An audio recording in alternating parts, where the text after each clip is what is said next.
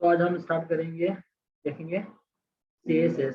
Okay, CSS means cascade style sheet. Okay,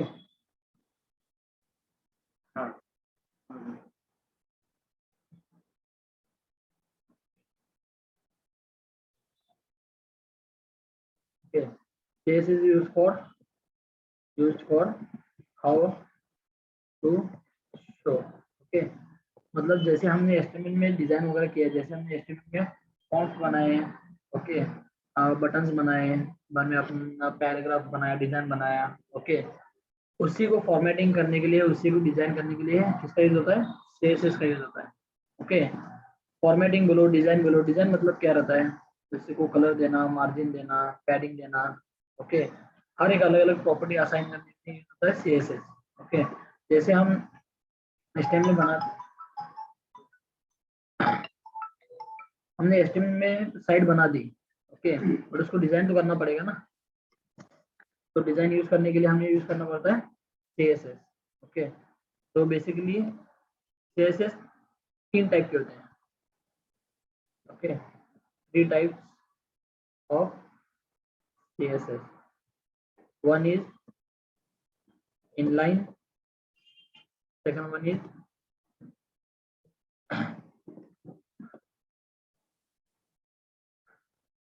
inner, third one is outer। okay, there are the three types of CSS।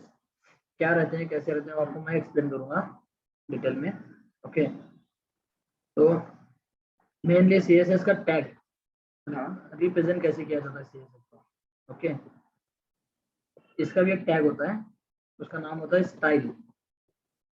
Okay, style इस तरह से tags होता है इसका CSS का। अगर ये टैग आया, इसका मतलब इसके अंदर जो भी हम कोड लिखेंगे वो CSS वाला कोड रहेगा। ओके, मतलब CSS की प्रॉपर्टीज लिखेंगे। जैसे हमने कल क्या किया, इनपुट टाइप या तो P है, इसको हमने क्या किया, एक एट्रीब्यूट लिया था स्टाइल वाला, कलर डॉट रेड, और इसका क्या हुआ, हमने क्या लिखा यहाँ पे, हेलो। ओके, तो ये क्या था, ये भी स्टाइल ही था। ओके, बट ये कौन सा स्टाइल था? इनलाइन CSS बोलते हैं इसको। ओके, ये क्या बोलते हैं इसको? Inline CSS। ये होगा फर्स्ट टाइप वाला अपना। इनलाइन CSS मतलब क्या, टैग के अंदर ही एज अ एट्रीब्यूट जिसको लिखा जाता है उसको क्या बोलते हैं? Inline CSS। ओके, उसके बाद आता अपना नेक्स्ट, जो भी अपना पेज हम डिजाइन कर रहे हैं उसी में अगर हम वो टैग यूज करके, ओके, उसी में हम वो टैग यूज करके जब ऐसे लिखेंगे इस तरह से, जैसे मैंने यहाँ पे लिखा है, ओके, इसमें भी हम डायरेक्टली लिख सकते हैं P टैग रेड। ओके, इस तरह से हम लिख सकते हैं। अभी इसमें डिफरेंस और इसमें डिफरेंस क्या है? ओके, कोई बता सकता है? इसमें डिफरेंस है कि बस जितने अभी समझो अपने वेब पेज में दो P हैं। ओके, एक है यहाँ पे टाइटल स्लैश P, अपने दो हैं। ओके, हमने किसको दिया है कलर रेड, इसको दिया है, पर मुझे दोनों को देना है। तो मैं क्या करूँगा, इसको कॉपी करूँगा और यहाँ पे पेस्ट करूँगा। ठीक है, इससे क्या हुआ, मेरा लाइन्स ऑफ कोड ज्यादा हुआ, क्योंकि इधर भी लिखना पड़ रहा है, इधर भी लिखना पड़ रहा है, जबकि प्रॉपर्टी सेम ही है। ओके, प्रॉपर्टी कुछ अलग नहीं है। ओके, इसको हम इंटरनल और एक्सटर्नल भी बोल सकते हैं। ठीक है, स्टैंडर्ड वर्ड बोले तो इंटरनल और एक्सटर्नल। ठीक है, ये हुआ अपना इनलाइन। इससे क्या हुआ, अपना लाइन्स ऑफ कोड अगर इसमें 100 ऑफ पीस है, अपने वेबसाइट में 100 ऑफ पीस है और सभी को कलर रेड देना है, ठीक है, तो आप क्या करोगे, सभी को लिखते बैठोगे? नहीं ना, आप क्या करोगे, डायरेक्टली ए टैग लिखोगे, पेज के अंदर क्या करोगे, स्टाइल टैग लिखोगे और उसमें डायरेक्टली क्या लिखोगे, P मीन्स क्या हुआ, ये सिलेक्टर हुआ। कौन सा सिलेक्टर हुआ? टैग सिलेक्टर बोलते हैं इसको। ओके, मतलब हमने क्या किया, डायरेक्टली टैग को यहाँ पे गेट किया। और ओपनिंग करली ब्रेस और कलर रेड है। ओके, इससे क्या होगा, फिर इसको निकाल दो चलेगा।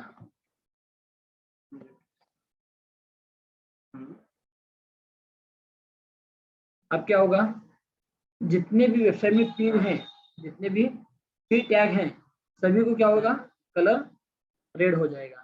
ठीक है, हम टेस्ट करके देखते हैं। हाँ।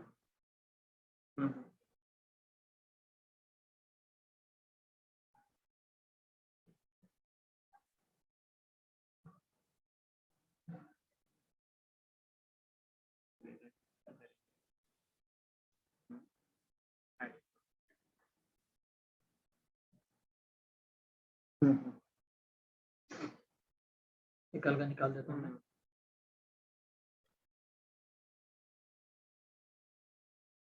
इसको हम यहाँ पे टाइटल में भी लिख सकते हैं, हेड के अंदर। ठीक है, हेड में भी हम डायरेक्टली स्टाइल टैग लिख सकते हैं। ठीक है,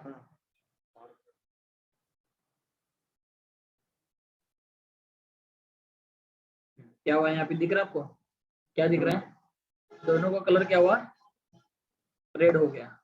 ओके, ये यूज होता है किसके लिए, इंटरनल सीएसएस। ओके, मतलब हमको कोड अगर कॉम्प्रोमाइज करना है, कॉम्प्रेस करना है, तो हम क्या करेंगे, इंटरनल सीएसएस लिखेंगे। ठीक है, नेक्स्ट हो गया एक्सटर्नल। एक्सटर्नल सीएसएस मतलब क्या, जो भी हम सीएसएस लिख रहे हैं उसकी अलग से एक फाइल ही बनाएंगे। ठीक है, डॉट सीएसएस करके। ठीक है, एक मैं न्यू फाइल बना दूं यहाँ पे, वहां पे स्टाइल लिखने की जरूरत नहीं होती क्योंकि ऑलरेडी वो फाइल कौन सी है, सीएसएस वाली फाइल है।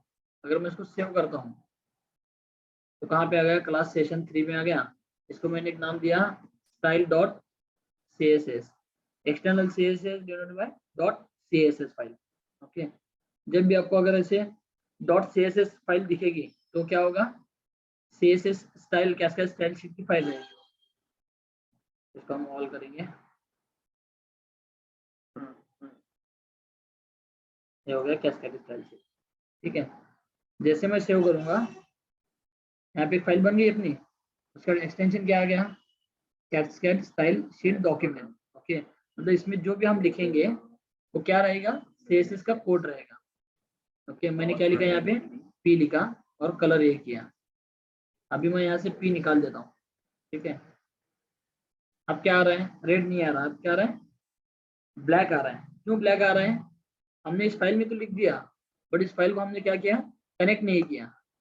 ठीक है, तो मैं डायरेक्टली क्या करूँगा, विजुअल स्टूडियो में ओपन करता हूँ फास्ट होने के लिए।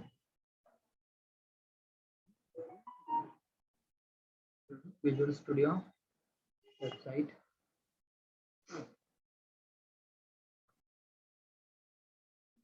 ठीक है, ये दो फाइल आ गए अपने, इंडेक्स डॉट एचटीएमएल और CSS. But index dot HTML को हमको क्या करना पड़ेगा, सीएसएस फाइल अटैच करनी पड़ेगी। ठीक है, अटैच करने का सिंटैक्स क्या है, टैग के अंदर लिंक, मतलब लिंक करना। लिंक किसको कर लिंक कर रहे हैं, एचआरएफ मतलब point to this file style dot CSS. जो भी फाइल का नाम है वो फाइल का नाम हमने क्या किया, यहाँ पे लिख दिया।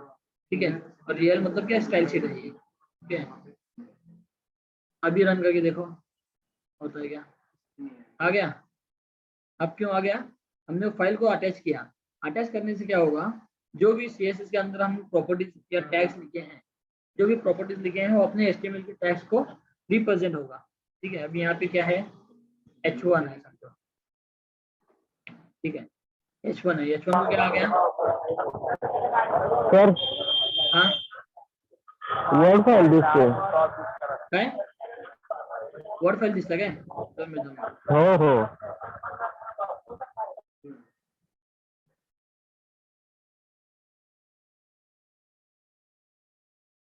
ओके।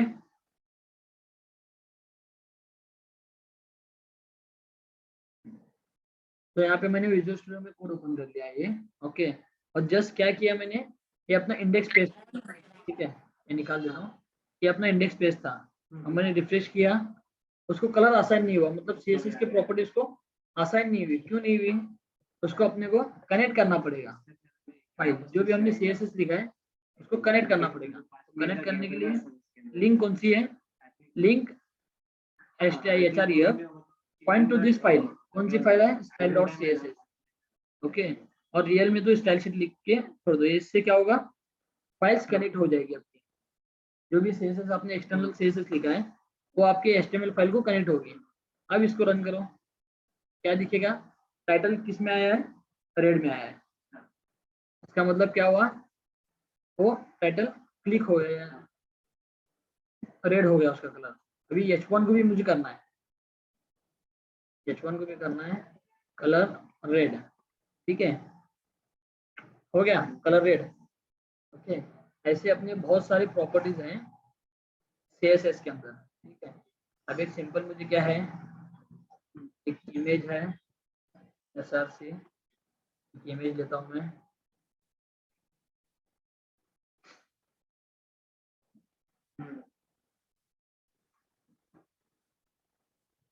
online.png।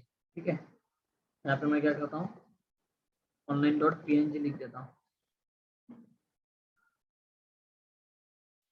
ठीक है, इमेज आ गई। अब ये इमेज को मुझे क्या करना है, हाइट विड्थ असाइन करके मुझे बराबर इसको एडजस्ट करना है। ठीक है, इसके लिए मैं क्या करूँगा, डायरेक्टली स्टाइल के अंदर आऊँगा, img लिखूंगा। ओके, यहाँ पे क्या करना है मुझे, विड्थ चेक करके प्रॉपर्टी रहेगी। विड्थ मतलब क्या, अपने को कितना विड्थ देना है। ओके, उसके बाद रहता है हाइट। हाइट मतलब अपने को हाइट कितनी देनी है इमेज को। ठीक है, हो गया 400 pixel by 200 pixel. Okay, 400 by 200 pixels. Okay, its converted into this size. Okay, तो ये साइज में आ गया। अभी अपने को क्या करना है, इसको अलाइन करना है, मतलब इसको मार्जिन देना है लेफ्ट से, मतलब लेफ्ट से थोड़ी जगह अपने को छोड़नी है इसको। ठीक है, कोई भी आप ओपन वेबसाइट करोगे तो थोड़ी बहुत अपनी लेफ्ट में स्पेस खाली रहती है। ठीक है, तो इसको मुझे क्या करना है, राइट की ओर थोड़ा शिफ्ट करना है। तो उसके लिए टैग है मार्जिन लेफ्ट। ओके, 20 पिक्सल या 50 पिक्सल जो भी है। ये क्या हुआ, राइट में शिफ्ट हो गया। ठीक है, कौन सी प्रॉपर्टी असाइन की मैंने, मार्जिन लेफ्ट वाली। ओके, सिर्फ मार्जिन देता मैं, सिर्फ मार्जिन देता तो क्या होता, चारों, ओके, चारों कॉर्नर से क्या होता, वो स्पेस ले लेता 20 pixel, sorry 15 pixel, 50 pixel. Okay, मैंने क्या किया, उसको सिर्फ लेफ्ट से लेना है। लेफ्ट से वजह से क्या हुआ, सिर्फ लेफ्ट में छोड़ेगा। अगर मैंने उसको नीचे और लिखा मार्जिन टॉप 100 पिक्सल, ऊपर से मुझे ज्यादा छोड़ना है, तो क्या होगा, वो ऊपर से 100 पिक्सल वो छोड़ देगा। ठीक है, ये होता है मार्जिन। अगर आप इमेज पर आओगे तो यहाँ पे दिख जाएगा आपको, ये देखो ऊपर रेड कलर में दिख रहा है, उतना उसने 100 पिक्सल वहां पे छोड़ दिया है। ठीक है,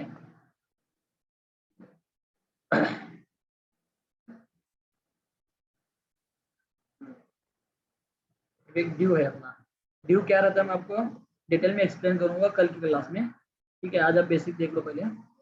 एक ड्यू है, उसके अंदर लिखा है मैंने क्या, एक बटन P लिखा है, उसमें है hello word. Okay, hello word है,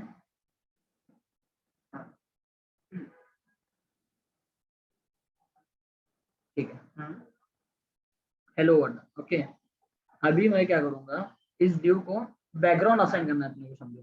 तो बैकग्राउंड कलर करके एक प्रॉपर्टी रहेगी, बैकग्राउंड कलर।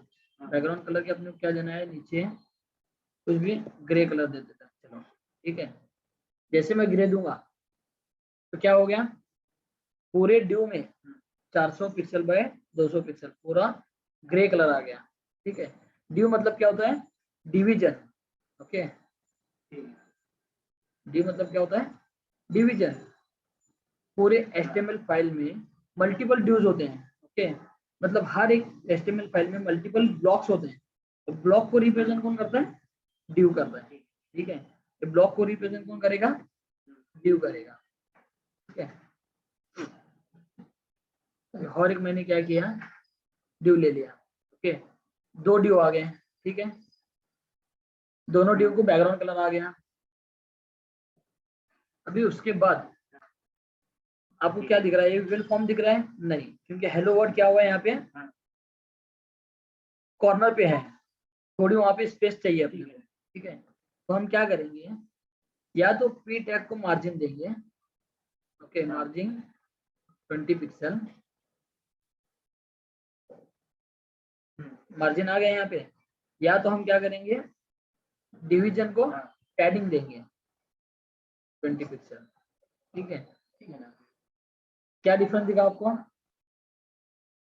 नीचे का वीडियो निकाल देता हूँ मैं। क्या डिफरेंस दिखा आपको, पैडिंग मतलब क्या, अगर हमको अंदर स्पेस छोड़नी है किसी भी टैग के इनर में स्पेस छोड़नी है तो पैडिंग यूज किया जाता है, ठीक है। और अगर आउटर में स्पेस छोड़नी है तो margin, margin use for outer space and padding used for inner space, okay. दो प्रॉपर्टी है CSS की, ठीक है, पैडिंग और मार्जिन। ये हो गया अपना, कितने प्रॉपर्टी हुए अपने, 4 से 5 प्रॉपर्टीज हो गए, ठीक है। इसके बाद अपने को समझो बॉर्डर देनी है, डिवीजन को क्या करना है, बॉर्डर देनी है। तो बॉर्डर का सिंटैक्स कैसे है, पहले बॉर्डर लिखो कितने पिक्सल की देनी है, उसके बाद सॉलिड ब्लैक कौन से कलर में देनी है। सॉलिड मतलब क्या, आपको डॉटेड वाली चाहिए, लाइन वाली चाहिए। इसको ब्लैक बॉर्डर आ गई, कलर चेंज करता हूँ आपको दिख जाएगा, रेड कलर करता हूँ।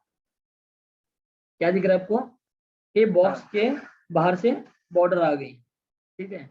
इसका मतलब क्या होगा, क्या हुआ, CSS हम किस लिए यूज करते हैं, जो भी हमने HTML में लिखा हुआ है उसको वेल फॉर्मेटिंग बनाने के लिए और वेल डिजाइन बनाने के लिए हम क्या करते हैं, CSS यूज करते हैं, ठीक है। ऐसे बहुत सारे प्रॉपर्टीज हैं, आपको 1 बाय 1 देखना पड़ेगा, ठीक है। ये हो गया अपना बॉर्डर। वैसे ही हम सेम शैडो के लिए भी रहता है, ओके, शैडो रहता है, टेक्स्ट शैडो रहता है। अभी फॉन्ट बढ़ाना है अपने को, क्योंकि अपने को फॉन्ट छोटा लग रहा है, तो उसके लिए प्रॉपर्टी कौन सी है, फॉन्ट साइज करके एक प्रॉपर्टी है। फॉन्ट साइज अपने को कितना देना है, 20 पिक्सल, ओके। तो क्या होगा, फॉन्ट साइज उसका इंक्रीज हो जाएगा, ठीक है। तो क्या हुआ, फॉन्ट साइज इंक्रीज हो गया, ठीक है। हाँ, उसके बाद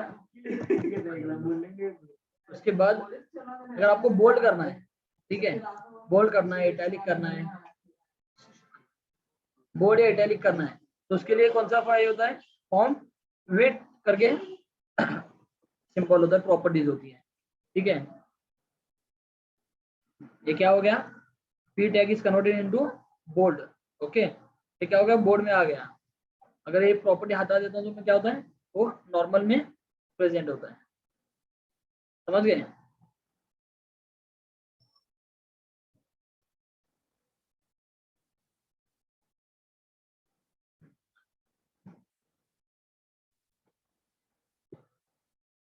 अभी आपको इटैलिक करना है उसको, तो उसके लिए प्रॉपर्टी कौन सी है, फॉन्ट स्टाइल करके एक प्रॉपर्टी है, ठीक है। तो क्या हुआ, जितने भी पी टैग हैं अपने इसमें वो सब क्या हुआ, इटैलिक में आ गए, ठीक है। ये होते हैं CSS के मल्टीपल्स प्रॉपर्टीज।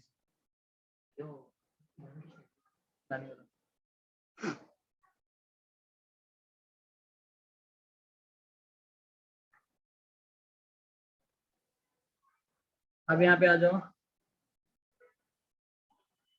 अब आपको क्या करना है, इसमें क्या हो रहा है देखो, दोनों पी टैग को प्रॉपर्टीज असाइन हो रही है। क्यों असाइन हो रही है, क्योंकि हमने जस्ट पी टैग लिख दिया है, वहाँ पे पी सिलेक्टर लिख दिया है, इसलिए जितने होल पेज में जितने पी टैग रहेंगे सभी को असाइन होगा। बट हमको क्या करना है, सिर्फ इसी ड्यू के पी टैग को यूज करना है, समझ गए, इसी ड्यू के पी टैग को यूज करना है, बाकी की किसी भी पी टैग को पॉइंट आउट नहीं करना अपने को। तो अपने को क्या करना पड़ेगा, इससे पहले बस जस्ट ड्यू लिख देना पड़ेगा, ओके। इसका मतलब क्या हुआ, पहले वो सिलेक्ट करेगा डिवीजन को, ओके, ड्यू को सिलेक्ट करेगा, उसके बाद पी, मतलब क्या, इस ड्यू के अंदर जितने पी टैग हैं वो सभी को अप्लाई करना, ओके। अब क्या दिखा आपको, ऊपर का पी नॉर्मल हो गया जैसे था वैसे, बट नीचे का पी क्या हुआ, जो इनर है ड्यू टैग के उसको प्रॉपर्टीज असाइन हो गई, ठीक है। अगर मैं और एक पी टैग लिखता हूँ डिवीजन के अंदर तो दोनों को क्या होगा, वो अप्लाई होगा। पर अगर मैं डिवीजन के बाहर लिखता हूँ तो क्या होगा, अप्लाई नहीं होगा, क्योंकि हमने CSS में क्या लिखा है, div space p tag. Okay, इसको बोलते हैं सिलेक्टर।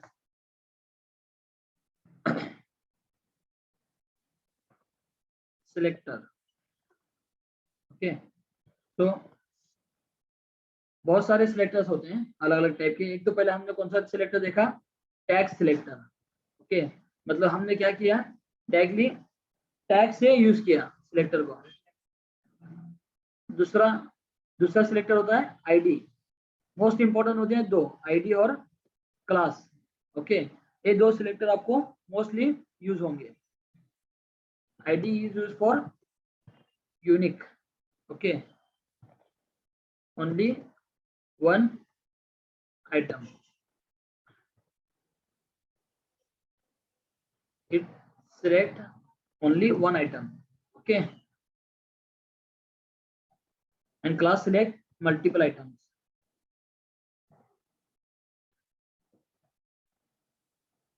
Okay, आईडी और क्लास ये क्या है, ये प्रॉपर एट्रीब्यूट्स हैं।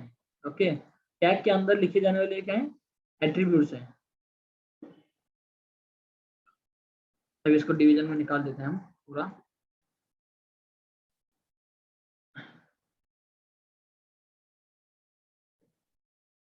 ओके ठीक है, अब क्या हो रहा है, ये अपने वेबसाइट में 3 P हैं, 3 P's हैं। ओके, तो ये सभी को अप्लाई हो रहे हैं। हमको क्या करना है, ये जो सेंटर वाला है बस इसी को अप्लाई करना है।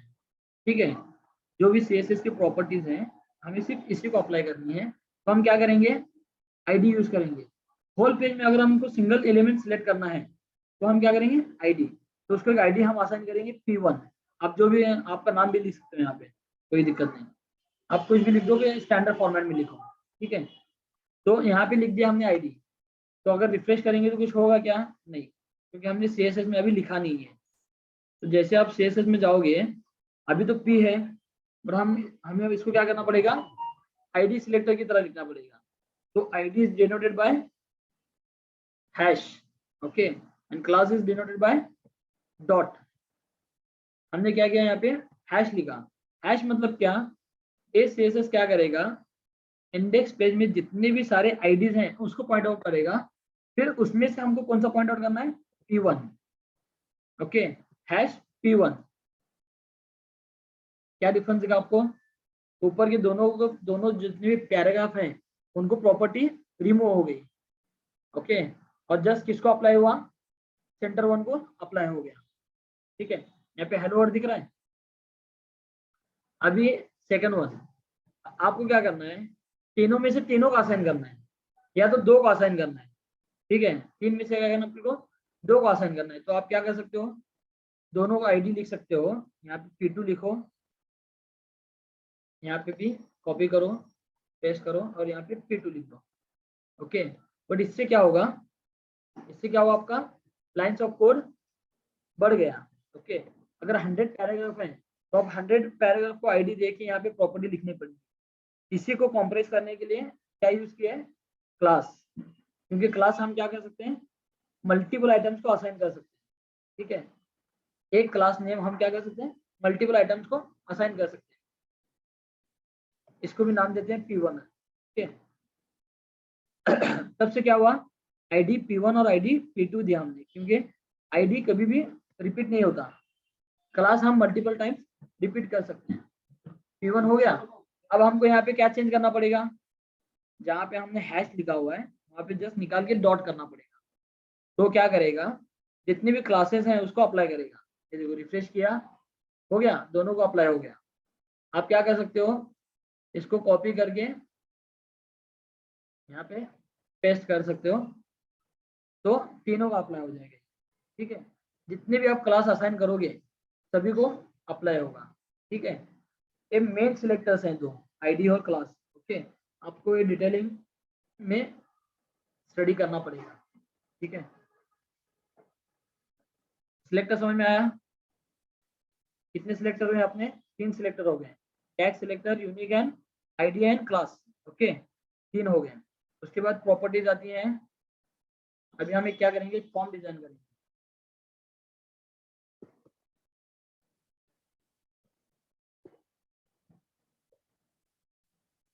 इसको हम एक आईडी या क्लास लेते हैं, क्योंकि कोई भी फॉर्म में दो मल्टीपल ऑफ टेक्स्ट बॉक्स हो सकते हैं।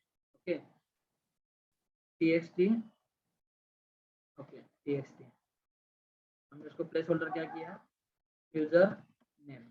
जस्ट इसको कॉपी करो,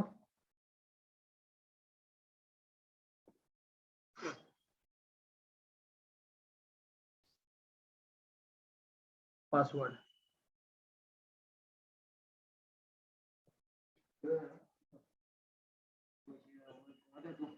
ठीक है,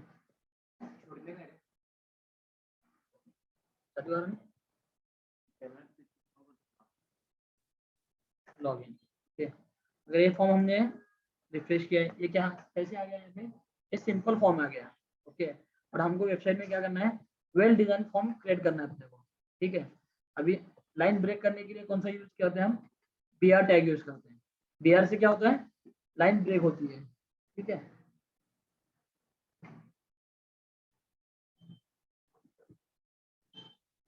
br और लाइन ब्रेक। ओके, क्योंकि हमको फॉर्म कैसे डिजाइन करना है, वर्टिकल में डिजाइन करना है, तो आपने क्या करना पड़ेगा, br टैग यूज करना पड़ेगा। यहाँ पे भी br यूज करो, जस्ट रिफ्रेश करो, ये तीनों क्या हो गए, वर्टिकल फॉर्म में अपने को रिप्रेजेंट हुए, बट ये वेल डिजाइन नहीं है। ओके, अपने को इसको वेल डिजाइन करना पड़ेगा। इसके लिए मैं क्या करूंगा, दोनों टेक्स्ट बॉक्स को तो प्रॉपर्टी सेम असाइन होगी, तो इसके लिए क्लास यूज करूंगा, txt हमने यूज किया हुआ है। स्टाइल में आया .txt। ओके, अब हमको क्या करना है, टेक्स्ट बॉक्स को थोड़ा पैडिंग देनी है। मार्जिन क्यों नहीं देंगे हम, क्योंकि हमको अंदर में स्पेस चाहिए, इनर स्पेस चाहिए, तो हमने पैडिंग क्या की, 10 पिक्सल असाइन। क्या हुआ, अभी अंदर से इसने क्या किया, पैडिंग लिया।